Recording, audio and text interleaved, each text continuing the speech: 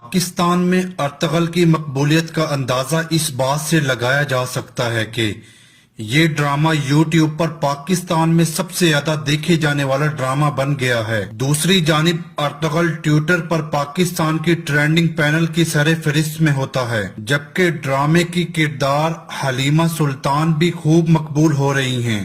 لیکن اب ارطغرل کے مداحوں نے ڈرامے میں بھارتی کرکٹر ویرات کوہلی اور قومی کرکٹ ٹیم کے کھلاڑی عثمان شنواری کے ہم شکل بھی ڈھونڈ لیے ہیں۔